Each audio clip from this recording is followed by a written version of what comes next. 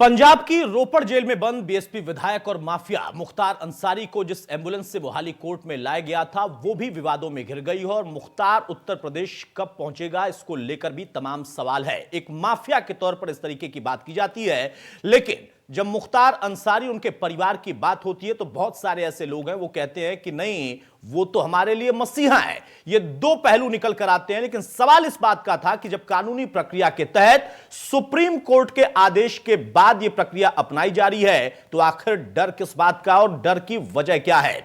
हमारे साथ इस वक्त खुद उनके बड़े भाई अफजाल अंसारी साहब जुड़ चुके हैं। बहुत स्वागत है अफजाल अंसारी साहब इंडिया न्यूज पर आपका।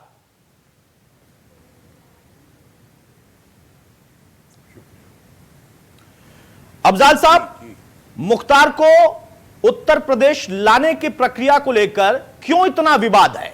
आप भी तमाम चैनलों पर बैठकर बहुत सारी बातें कह रहे हैं और बहुत सारे लोगों के मन में यह सवाल है, नई पीढ़ी के मन में यह सवाल है कि कानूनी प्रक्रिया अपनाई जा रही है। अगर रोपड़ जेल में मुख्तार रह सकते हैं तो उत्तर प्रदेश की जेल में भी रह सकते हैं, दिक्कत क्या है?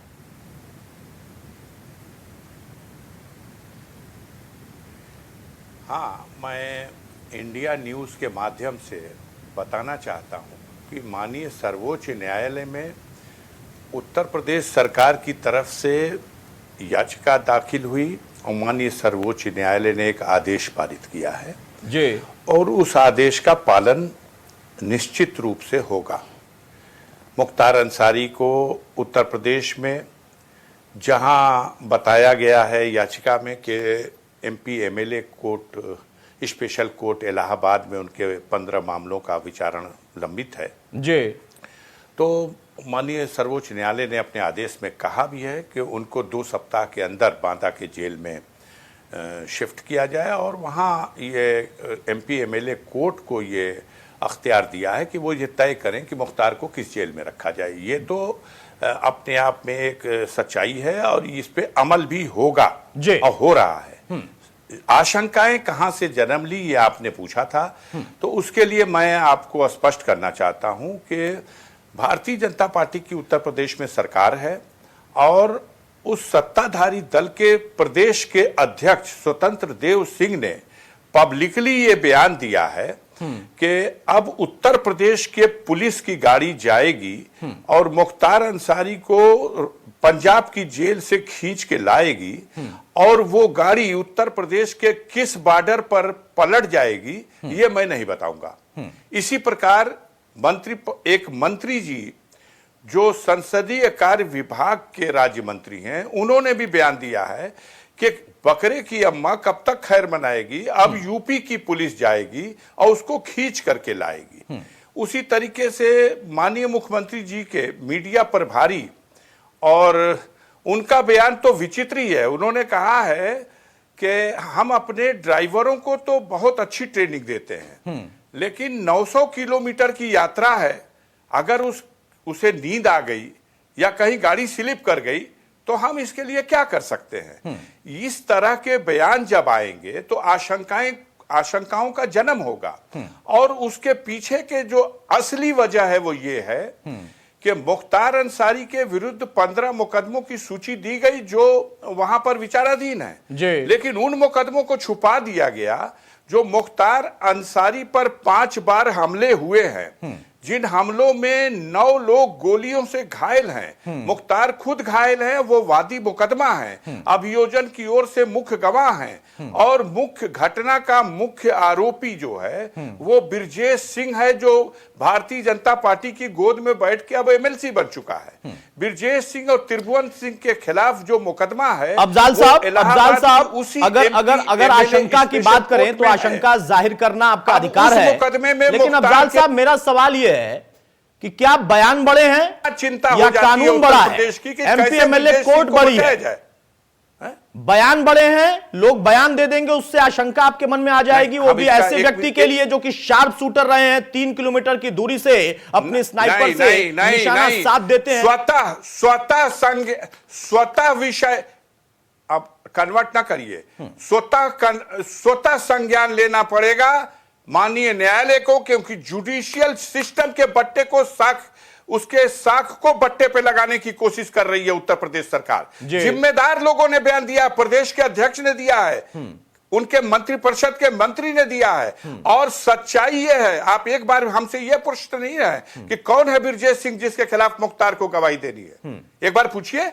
मैं आपको बताऊं कि दाऊद इब्राहिम मुझे मुख्तार के बारे में भी पता है और मुझे ब्रजेश के बारे में भी पता है, इसलिए मैं दोनों के बारे में पूछ सकता हूं आपसे।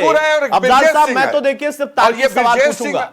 अगर आप ब्रजेश के बारे में पूछने को कहेंगे तो मैं वो भी पूछ सकता हूं, और मुख्तार के बारे में, रणविजय सिंह केस के बारे में, रोहता केस के बारे में, जेलर हत्याकांड के बारे में, वो सारे केस मुझे पता है, मैं उस पर नहीं जाना चाहता। मेरा सवाल यह है, आपने खुद कहा कि संज्ञान लेना चाहिए कोर्ट को, आप खुद क्या उम्मीद करते हैं बतौर सांसद, बतौर बड़े भाई, आपको क्या लगता है कि कोर्ट संज्ञान लेगा इस पर? क्या ही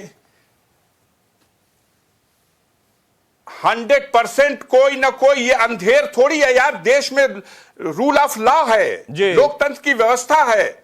एक सरकार में बैठे हुए लोग सरकार के ताकत के मद में जो बोल दे, लेकिन हमारी न्यायपालिका अपनी साख पर बट्टा नहीं लगने देगी। वो कोई ना कोई ऐसा इंतजाम करेगी कि इनके मन में जो पाप है उस पाप को ये नहीं पूरा कर सकेंगे। हम लोग कानून में विश्वास रखने वाले लोग हैं, हमारे विरुद्ध अगर आरोप है तो उसका विचारण न्यायालय में हो। ये लोग हैं जो अपने को कानून से ऊपर समझते हैं। योगी आदित्यनाथ जी, इनके खिलाफ जो आरोप है, जो मुकदमे हैं, उसका ट्रायल नहीं होगा अदालत में, उसका मुकदमा ये अपनी कलम से उठा लेंगे। अफजाल साहब, आप मुख्यमंत्री का जिक्र करने लगे, तमाम अन्य लोगों का जिक्र करने लगे, आपका अधिकार है। बंधुओं का इतने गंभीर आरोप आपके भाई पर भी हैं, जो कि एक बाहुबली के तौर पर अपनी पहचान बनाने में विश्वास रखते थे। वो दृश्य भी हमें याद है, जिप्सी के ऊपर बैठकर किस तरीके से वो सड़कों पर घूमते थे। आज क्या वजह है कि एक डर की बात सामने आ रही है, वो भी तब जब आप खुद कह रहे हैं, आप बड़े वरिष्ठ व्यक्ति हैं, आपका सम्मान है, आप बहुत ही ज्यादा जनता के बीच में लोकप्रिय हैं गाजीपुर में। मेरा सवाल यह है कि जब आपको खुद न्यायपालिका पर भरोसा है, तो ऐसे तमाम डर को क्यों पैदा किया जा रहा है, आपके जरिए या किसी के जरिए, जब आप खुद भरोसा कर रहे हैं न्यायपालिका पर? नहीं, देखिए, डर नहीं है, आशंका है। इस तरह की बात कहने का हिंदुस्तान में किसी को अधिकार नहीं है। माननीय सर्वोच्च न्यायालय के आदेश में यह नहीं लिखा है कि उसने मुख्तार अंसारी के डेथ वारंट पे दस्तखत कर दिया। उन्होंने कहा है पंजाब की जेल से उत्तर प्रदेश की जेल में भेजिए मुकदमों के ट्रायल के लिए। उसमें यह नहीं लिखा है कि मुकदमा मुख्तार के विरुद्ध जो है उसका ट्रायल होगा। अब मुख्तार जिस मुकदमे में वादी है, गवाह है, उसका ट्रायल नहीं होगा।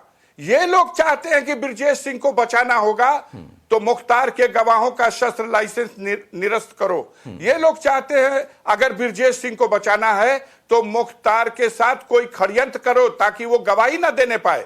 और वो जो दाऊद इब्राहिम का को अक्यूज्ड है, वो ब्रजेश सिंह जो जे हॉस्पिटल कांड में कई पुलिस वालों को और हल्दानकर की हत्या करने के बाद 25-24 साल तक फरार रहा, 5 लाख रुपए का इनाम था, दिल्ली की स्पेशल क्राइम ब्रांच ने जाके भुवनेश्वर उड़ीसा में पकड़ा। वो ब्रजेश सिंह अकेला आदमी है जिसके पास 2 नाम के पासपोर्ट है। वो ब्रजेश सिंह भी है और वो अरुण सिंह भी है। हम अगर अफजाल अंसारी साहब देखिए, मेरा तो ये मानना है व्यक्तिगत तौर पर कि जब आप न्यायपालिका पर भरोसा करते हैं तो न्यायपालिका पर भरोसा करना चाहिए। अब सवाल मेरा दूसरा है, आप कहते हैं कि आशंका है, डर नहीं है। बिल्कुल करेंगे। इसी प्रदेश में एक जनप्रतिनिधि अतुल राय, वो तो डर रहे हैं। मुख्तार जो कि अभी तक पहुंचे नहीं है यूपी, उसके पहले ही वो डर रहे हैं। और फिर दूसरा पहलू यह भी आ रहा है कि ऐसे न जाने कितने लोग हैं जो डर रहे हैं। तो आखिर असल में कौन किससे डर रहा है और मुख्तार की क्या स्थिति इस वक्त है? जैसा हमने दृश्य देखा कि वो व्हील चेयर पर आ रहे हैं, ये अचानक से तबीयत कैसे नासाज हो गई? देखिए, वजह यह है कि आप उसका 25 साल पुराना वो वीडियो चलाते रहे जिसको कह रहे जिप्सी पे बैठ के घूमने वाला, और वर्तमान में उसकी क्या दशा हो गई। वो 60 साल उम्र है मुख्तार अंसारी की, वो सीनियर सिटीजन है और वो 2 साल से बीमार है। तमाम मेडिकल रिपोर्ट जो माननीय सर्वोच्च न्यायालय के सामने प्रस्तुत हुई है, सर्वोच्च न्यायालय ने अपने इसी जजमेंट में लिखा है कि मुख्तार के जो मेडिकल उनको फैसिलिटीज हैं, जो उनको तकलीफें हैं, जो उनको बीमारियां हैं, उनके इलाज का भी माकूल इंतजाम होगा, वो जेल करेगा। इसमें भी इसी आर्डर में लिखा हुआ है। अफजाल अब आप साहब, कहिए कि मुझे व्हीलचेयर लगता पे है क्यों कि बैठा? सीनियर सिटीजन एम्बुलेंस में मुख्तार क्यों गया, ये अंसारी कोई से तो सवाल आप है? बड़े ही होंगे, आपकी उम्र ज्यादा है और ये बहुत अच्छी बात है कि आप काफी फिट लग रहे हैं और खुदा करें कि आप फिट भी रहें। 10 साल आप बड़े हैं और देखिए कितने फिट है। मुख्तार अनफिट हो गए, वो मुख्तार आपकी जो दुआ कि एक रहेगी शार्प तो। शूटर ही नहीं बल्कि एक अच्छे अभी खिलाड़ी के तौर पर भी पहचान रखते 15 थे, साल वो मुख्तार जिनके फुर्तीले अंदाज को पूरा गाजीपुर और पूरा उत्तर प्रदेश जानता है, वो मुख्तार जो गंगा पार से निशाना साध सकते हैं, वो मुख्तार जो स्नाइपर गोद में लेकर चलते थे, ऐसी चर्चाएं होती हैं। मेरा सवाल यह है, आपने कहा कि कोर्ट में यह भी प्रस्तुत किया गया है कि उनकी मेडिकल रिपोर्ट ऐसी है। मोहाली कोर्ट ने तो उस ग्राउंड को खारिज कर दिया कि यह सब कुछ नहीं चलेगा, ये फिट हैं, इनको यूपी ले जाया जाएगा। अब यहां पर सवाल यह है कि क्या अभी भी टेक्निकली खेलने की कोशिश हो रही है? कृपा करिए आप अपनी जानकारी को सुधार लीजिए। मैं 5 मिनट में कहिए आपको भेज दूं। माननीय सर्वोच्च न्यायालय ने कहा है। आप कहां मोहाली की कोर्ट में बैठे हुए हैं? भाई मैं तो ये कह रहा हूं कि मोहाली कोर्ट में ग्राउंड रखा गया था, उसे खारिज कर दिया गया। मेरी जानकारी दुरुस्त है, उसे खारिज किया गया है। सर्वोच्च अदालत ने क्या कहा है वो मुझे पता है कि क्या इनको मुहैया कराना है। अगर इनके साथ कोई तबीयत सर्वोच्च न्यायालय के उस आदेश, हाँ, सर्वोच्च न्यायालय ने कहा है कि जहां ट्रांसफर करके भेजा जा रहा, जहां रखा जाए, वहां इनके मेडिकल फैसिलिटीज के लिए उन्होंने ऑर्डर किया। ऑर्डर कॉपी मंगा के पढ़ लीजिए। नहीं, बिना जानकारी ऑर्डर की कॉपी आप भी पढ़िए अफजाल साहब, मैं भी पढ़ लेता हूं और मैंने पढ़ा है, मैं उस पर नहीं जा रहा हूं। कोर्ट ने जो ऑर्डर दिया है उसकी बारीकी को भी मुझे पता है कि कैसे जानकारी रखनी चाहिए और क्या ऑन एयर बैठकर बोलना चाहिए। मेरा सवाल अफजाल साहब यह है कि एम्बुलेंस का विवाद भी अचानक से आ गया है और एक आम चर्चा होती थी उसी उत्तर प्रदेश में कि मुख्तार जब सत्ता के करीब होते थे या फिर जब सत्ता में उनकी पकड़ होती थी तब वो खुलेआम घूमते थे और जैसे ही परिवर्तन होता था उस वक्त मुख्तार जेल में पहुंच जाते थे अपने आप को सुरक्षा दिलाने के लिए। यह चर्चा होती थी, मैं फिर से कह रहा हूं चर्चा होती थी। कुछ तो इसकी बारीकियां बताइए। आप ये बताइए कि किसी चर्चा पे क्या पर चर्चा किया जाए, जो चर्चा पे ही वास्तविकता है चर्चा उसको होती है। समझने की कोशिश कीजिए। मुख्तार अंसारी मऊ, सुनिए, मुख्तार अंसारी मऊ से विधायक हैं जी। 1996 में वहां से निर्वाचित हुए। 24 साल हो गया, 5 बार से विधायक वहां की जनता चुनती है अपना प्रतिनिधि। 3 बार ऐसा हो गया कि जब वो पर्चा दाखिल करने भी नहीं जा सके क्योंकि वो जुडिशियल कस्टडी में जेल में थे, एक दिन का पेरोल भी नहीं मिला। उनके एजेंट ने जेल सुपरिटेंडेंट के कक्ष से पर्चा भरा दिया। अब आप बताइए कि एक ऐसा लोकप्रिय आदमी जो पर्चा भरने भी अपने क्षेत्र में न जाए और उसको वहां की जनता लाखों वोट दे करके जिता करके असेंबली में भेज दे, 1 बार 2 बार 3 बार 4 बार 5 बार, बड़े बड़े सूरमा लोग उसको हराने के लिए जाते हैं, अपने कैंडिडेट लड़ाते हैं और सबको जनता खारिज कर देती है।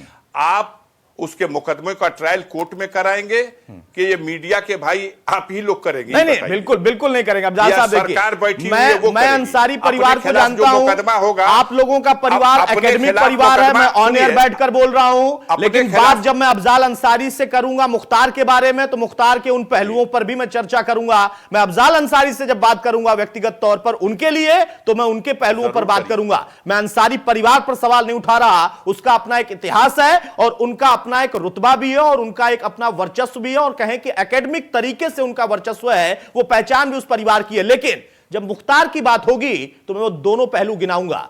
आप ये कह रहे हैं कि उनका रुतबा था या वो लोकप्रिय थे, इसी बात को तो लेकर कहा जाता है कि असल में वो लोकप्रिय इस वजह से थे क्योंकि वो बाहुबली थे, वो माफिया हैं।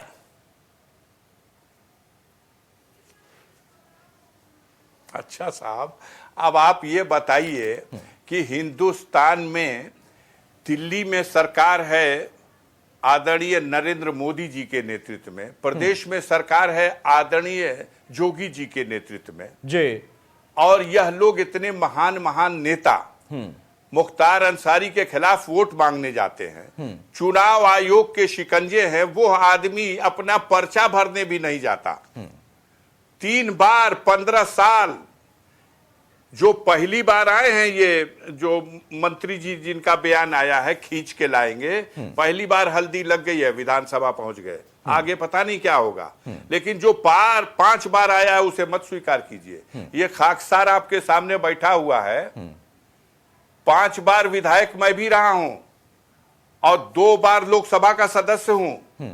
आप हमको बता दीजिए, इस दौर में जहां जाति संप्रदाय धर्म की राजनीति में सब कुछ बट गया, 9% की आबादी है, गूगल में देख लीजिए, 9% की आबादी है गाजीपुर में, और बहुत बड़ा भारतीय जनता पार्टी का नाम है मनोज सिन्हा, जो रेल राज्य मंत्री हैं, संचार मंत्रालय है, जिनके पास डाक एवं पोस्ट विभाग है, सारे हिंदुस्तान के कारपोरेट घराने के मैनेजर सूटकेस लेके गाजीपुर में, और गाजीपुर की जनता की अदालत में दूसरी बार मनोज सिन्हा को 1.25 लाख वोटों से खारिज कर दिया गया, और अफजाल अंसारी जैसे फटीचर को 1.25 लाख वोटों से जिता करके देश की मैं सबसे ना बड़े तो किसी पंचायत और में को भेज इस दिया शब्द गया। का इस्तेमाल करने दूंगा और ना खुद आपको करने दूंगा। अब आप आप हमको अपने कहिए लिए इस शब्द बाहुबली का है। इस्तेमाल मत करिए, आप अपने लिए इस शब्द का इस्तेमाल मत करिए। आपको गाजीपुर की जनता ने चुना, जनता का आभार और आपकी लोकप्रियता। मैं मुख्तार की बात कर रहा हूं, अफजाल अंसारी की बात नहीं कर रहा हूं, उनका अपना कद है।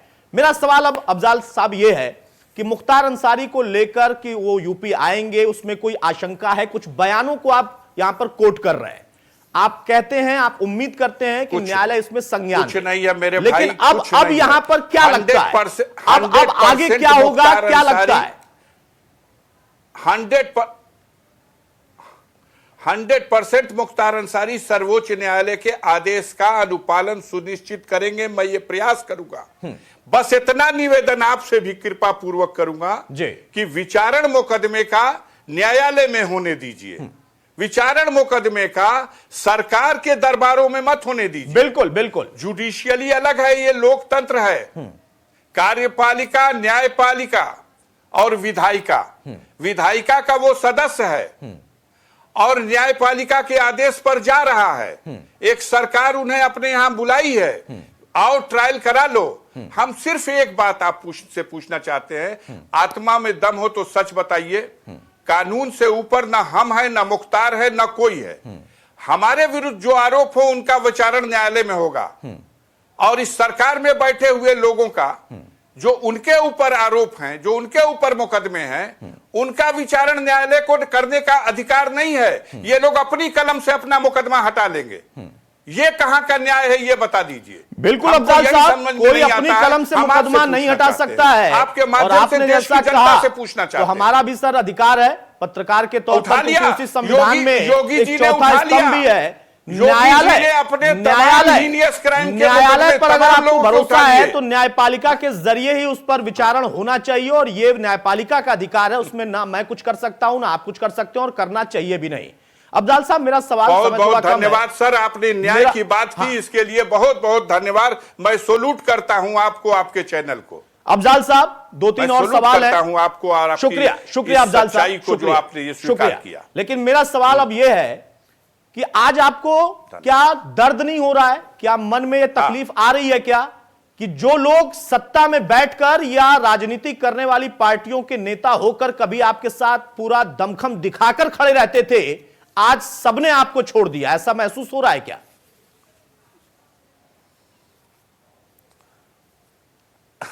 उत्तर मेरा कृपा पूर्वक सुन लीजिए जी। मेरा अपना ये मानना है कि मेरे जीवन के 2 हिस्से हैं जी। एक मेरा व्यक्तिगत जीवन है और एक वो जीवन है जो सार्वजनिक जीवन है, जो किसी पार्टी के प्लेटफॉर्म से रह के या अपनी पार्टी बना करके उसमें हम जो अपना क्रियाकलाप करते हैं। मैं यह इस नीति को मानता हूं कि अपने निजी मामलों में हम अपनी पार्टी का इंटरफियरेंस न हो तो बेहतर समझते हैं। ठीक है। और जो पार्टी का मामला हो, अगर मेरे पार्टी के कार्यालय का भवन गिरा दिया जाए तो मैं पार्टी का झंडा लेकर के उसके लिए आंदोलन करूंगा।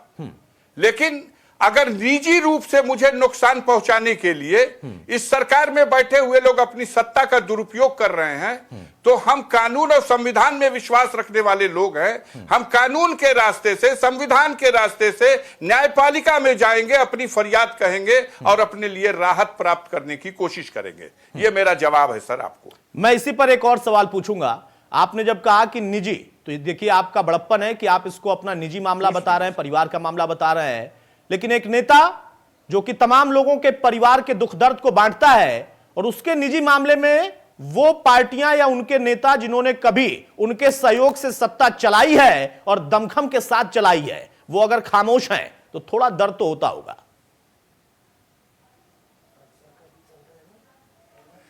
मैं बताऊं, मैं अगर आवाहन कर दूं, बड़बोले के लिए नहीं कह रहा हूं जी जी, लेकिन मुझे अभी भी न्यायपालिका पर विश्वास है, अपने देश की व्यवस्था, न्याय व्यवस्था पे विश्वास है, भरोसा है, गर्व है। अगर कहीं से सब निराश हो जाएगा तब उस रास्ते को अपनाऊंगा कि जनता से कहूंगा कि अब हमारे लिए तुम्हारे दिल में क्या है, आओ सड़क पर, अब वक्त आ गया है। सरफरोशी की तमन्ना अब हमारे दिल में है और देखना है जोर कितना बाजुए कातिल में है। वक्त आने पर बता देंगे तुझे ऐ आसमां, हम अभी से क्या बताएं क्या हमारे दिल में है। जी चलिए, आप सरफरोशी की बात कर रहे हैं अफजाल साहब, लेकिन सवाल इस बात का है ना, जो मैंने पहले भी पूछा था, एक बार फिर से मैं वो सवाल पूछ रहा हूं। अगर कोई डर नहीं है तो कोई आशंका भी नहीं होनी चाहिए। चलिए, आशंका भी है तो आपको खुद कानून पर, न्यायपालिका पर भरोसा है।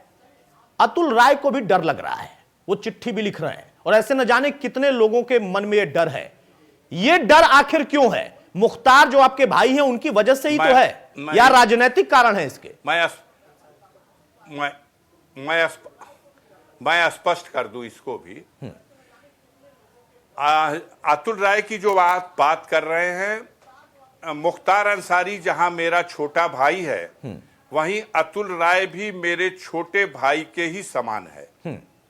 ये विषय जो 2 दिन से मीडिया में चर्चा में आया है, मैं समझ सकता हूं कि कोई ऐसी परिस्थितियां होंगी जिसके वजह से इस तरह का पत्र उन्होंने लिखा है। मैं इसे पे टिप्पणी नहीं करना चाहता, लेकिन उनके पत्र के सार में आया गया है, वो खुद लिखे या लिखवाया गया, उसका सार सिर्फ ये है कि किसी भी तरह से जो माननीय सर्वोच्च न्यायालय ने एक आदेश में अपने लिख दिया कि एमपी एमएलए कोर्ट इलाहाबाद ये तय करे कि मुख्तार किस जेल में रहेंगे।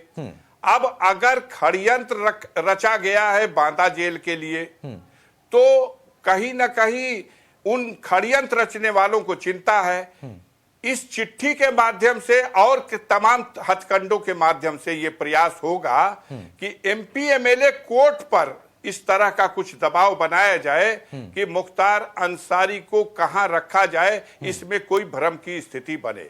स्वतंत्र है पूरी तरह से, सर्वोच्च न्यायालय ने तय कर दिया उस कोर्ट को, अब वो उनके लिए स्वयं निर्णय लेगी।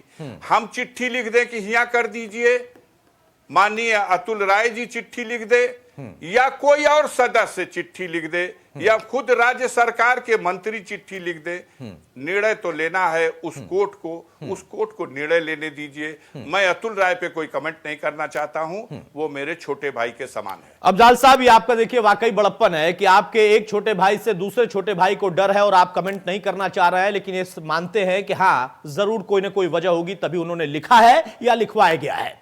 आपने अभी कहा अफजाल साहब कि कानून से ऊपर कोई नहीं है, इस बात का एहसास क्या वाकई मुख्तार को भी हो रहा है? क्योंकि हमने देखा था वो दौर भी जिसको आप कहते हैं कि हम 25 साल पहले का दिखाते हैं, हम 25 साल पहले का दिखाते हैं और अभी वर्तमान का भी दिखा रहे हैं।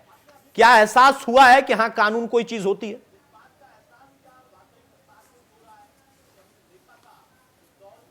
नहीं, देखिए, यह सत्य है और ध्रुव सत्य है। हमारे लोकतंत्र की व्यवस्था में देश के हर नागरिक को गर्व है अपनी स्वतंत्र न्यायपालिका पर।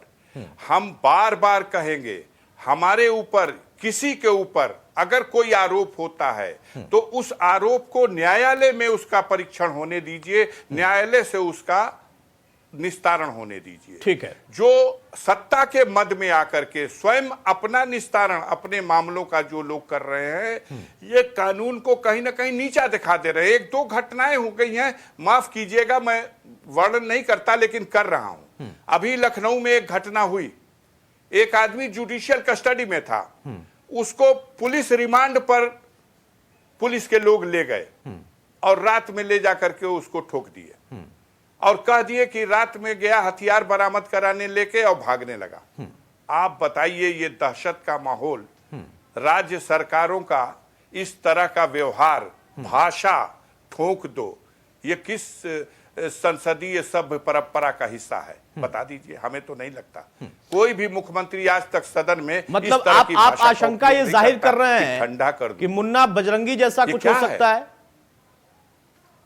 हाँ, आशंका बिल्कुल हो सकता है। जेल के अंदर भी हो सकता है, जेल से कोर्ट ले जाने के रास्ते में हो सकता है, या एक जेल से दूसरे जेल के बीच की ट्रांसफर और ट्रांजिट के दौरान भी हो सकता है, किसी समय भी हो सकता है। क्योंकि एक तरफ निराश हैं ये लोग कि मुकदमे जो उसके खिलाफ बनाए गए हैं वो सब बनावटी मुकदमे हैं। जेल में वो है, आपने एक कहानी रच करके उसका हाथ है, उसको 120 में डाल दिया है। जब परीक्षण होगा तो कानून के रास्ते से न्यायपालिका देखेगी। एविडेंस एक्ट के अनुसार अगर उसके विरुद्ध लगाए गए आरोप के समर्थन में साक्ष्य है तो उसे गुनाहगार मानेगी, और अगर नहीं है तो निर्णय आएगा। अब आप उस निर्णय से परेशान हैं। 2 महीना पहले अभी लखनऊ के एमपी एमएलए कोर्ट में 3 मुकदमों का विचारण चला और तीनों मुकदमों में निर्णय आ गया मुख्तार को बाइज्जत बरी करने का। अभी 2 महीने की बात है, आप पता कर लीजिए। तो जब मुकदमा इसलिए सिर्फ बनाया जाता है कि अच्छा इसी में फंस के कुछ दिन और अंदर रहे, इसी में फंसाए रहो।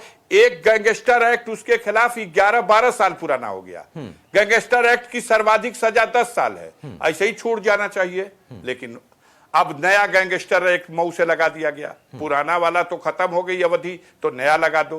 काहे लिए लगा दिया? इसलिए लगा दिया कि मुख्तार ने 20 साल पहले 3 व्यक्तियों को शस्त्र लाइसेंस जारी करने के लिए विधायक के हैसियत से पत्र लिखा था डीएम को, और वो तीनों व्यक्ति मऊ जनपद के नहीं थे, गाजीपुर जनपद के थे। ये कौन सा बात है भाई? मुख्तार अंसारी खुद ही गाजीपुर जनपद के हैं। अगर मऊ जनपद से उन्होंने शस्त्र लाइसेंस बनवाए, आपकी पुलिस ने जांच किया, आपकी एलआईयू ने जांच किया, आपके एसडीएम ने जांच किया, आपके डीएम ने लाइसेंस जारी किया, कसूरवार एक जनप्रतिनिधि जिन्होंने किसी के पक्ष में संस्तुति लिख दी, अब 20 साल के बाद उनके सारे शस्त्र लाइसेंस भी निलंबित हुए। मुख्तार अंसारी पे भी मुकदमा कि आपने जानबूझ करके गलत आदमी की पैरवी की, और अब उसको आधार बना के 4 दिन 5 दिन पहले उस पे एक गैंगस्टर लगा दिया। ये गैंगस्टर अफजाल साहब, ये आखिरी सवाल ही मैं आपसे लूंगा। संख्या बढ़ेगी। आप तमाम मुकदमों का और झूठे मुकदमों का या पुराने मुकदमों का जिक्र कर रहे हैं, आपको नहीं लगता कि जो किया है वहीं सामने आ रहा है? शैलेंद्र सिंह, पूर्व डिप्टी एसपी, उनके खिलाफ भी एक दौर में मुख्तार के खिलाफ एक्शन लेने के लिए ही मुकदमा, फ्रेश मुकदमा कराया गया था। कुछ वैसा ही हो रहा है मुख्तार के साथ? अरे साहब, अब हम आपको बताएं, वो एक आंदोलन के दौरान अपने पार्टी के नेतृत्व के कहने पर एक बड़ी भीड़ लेकर के डिस्ट्रिक्ट मजिस्ट्रेट के चेंबर में गए और वहां तोड़फोड़ की तमाम तरह की घटनाओं को अंजाम दिया, कानून व्यवस्था बाधित हुई, उनके खिलाफ मुकदमा दर्ज हुआ। हमारे खिलाफ भी ऐसा धरना प्रदर्शन का मुकदमा, हम कई बार सत्याग्रह करके इनकलाब जिंदाबाद खुद ही जेल भरे हैं। लेकिन अफजाल साहब, लेकिन उनको हमारे तो मुकदमे नौकरी से इस्तीफा भी देना पड़ा, मुकदमा भी झेलना पड़ा, 17 साल के बाद उनको न्याय मिला है, ये उनका कहना है। आप कहते हैं कि आपको भी न्याय मिलेगा, आपके परिवार को और मुख्तार को न्याय मिलेगा, क्योंकि आपको न्यायपालिका पर भरोसा है। चलिए अफजाल साहब, माफी चाहूंगा सर, समय नहीं है, लेकिन जैसी आपकी आशंका है उसी बीच में आपने एक बात और भी कही है कि आपको भरोसा भी है हमारी न्यायपालिका पर, तो मैं तो भरोसे पर ज्यादा भरोसा करूंगा, आशंका तो कुछ भी हो सकती है। बहुत शुक्रिया हमारे साथ जुड़ने के लिए, अपना वक्त देने के लिए। तो गाजीपुर सांसद और मुख्तार के बड़े भाई अफजाल अंसारी हमारे साथ मौजूद थे और उनका यह कहना है कि आशंकाएं कुछ हैं, कुछ बयानों के आधार पर। बहुत बहुत धन्यवाद अतुल प्रताप जी, भरोसा है, आपके माध्यम से हमको अपनी बात रखने का मौका मिला। बहुत शुक्रिया अफजाल जी हमारे साथ जुड़ने के लिए। भरोसा अगर आपको है तो मुझे भरोसा है कि न्यायपालिका जरूर यहां पर दिखाएगी और भरोसे के साथ साथ वो तमाम आशंकाएं भी दूर हो जाएंगी जो अभी इस वक्त फिजाओं में तैर रही हैं। नमस्कार।